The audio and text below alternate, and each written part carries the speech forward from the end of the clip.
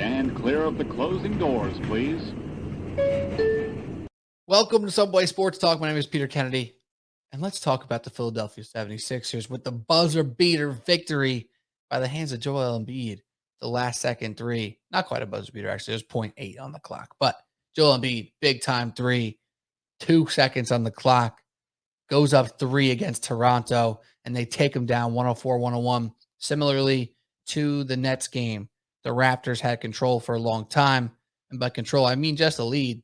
They didn't necessarily have control because the Sixers were looming and they played really well. And you got to tip your cap to the man, Joel Embiid, who just absolutely took over in that third quarter. Now, I was locked into that Boston-Brooklyn game until it ended. And then I switched over to Philly at Toronto. And the first graphic that I see on the screen is Joel Embiid has 15 points in the third quarter. I was like, damn.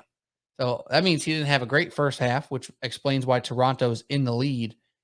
And that means he's taken over in the third quarter. And I don't think he's looking back. And it's exactly what happened. Small window of time for Toronto to have their chance to take the lead back. And it went back and forth, back and forth. Obviously, the game went to overtime and they won on a buzzer beater.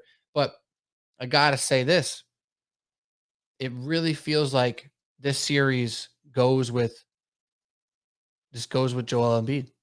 It is what it is, right? Like this series goes with Joel. If he can't be stopped, if he's going to go 12 for 20, if he's going to have 13 rebounds, I'm not sure the Raptors have what it takes to take down the Sixers. Now, to go along with it, James Harden, who obviously everybody's watching closely with his history of playoff struggles, he played well. He had 7 for 13, 10 assists. He did foul out before overtime started, which, maybe he was happy about. He didn't have to play the crunch time moments. That's a little mean, but it is what it is. It's the truth. And Tyrese Maxey played decent. Tobias Harris didn't score a lot, but he did a lot of good things. He had 12 rebounds. I was impressed with what I saw him do on occasion, despite it not meaning much from the box score perspective. Like, the Sixers look good, but what it comes down to is if Joel Embiid is going to go for 30 and 12 on efficient shooting and get to the line 10 times, I don't know if the Raptors have what it takes.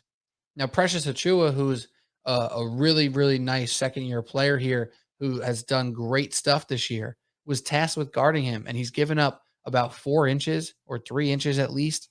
He's given up weight, and it's not going to go well for him. Now, despite that, he still had a great offensive night, 9 for 11, 20 points. It's a very solid night off the bench for Precious. Kem Birch clearly couldn't hang. He only played 14 minutes.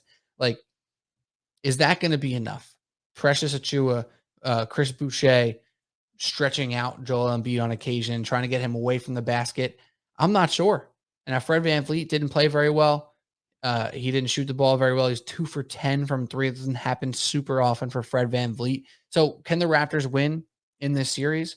Yeah, they can win a game. But guess what? It turns out if Joel Embiid is on, it's incredibly, incredibly hard to take down the Sixers, especially when James Harden plays decent.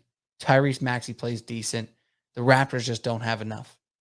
You got to give a shout out to Gary Trent Jr., who played very well, who's coming into the game a little under the weather, still played super well for the most part. Couldn't really hit one late, but OG Anunoby deserves some credit as well.